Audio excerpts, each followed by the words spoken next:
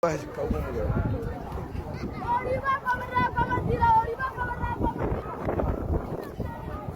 da gajere wanda yake bukatar gajeren moto ga yana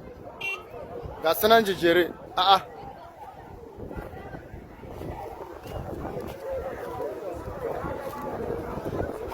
to lalle ga moto Adamsu nan 320 an kasa shi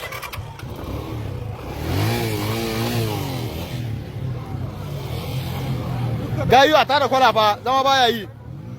mai sun mashin wallahi sai ya haida kuri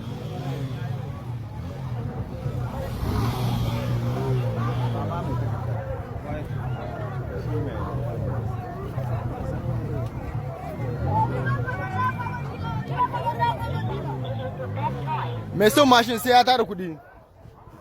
a tara kwala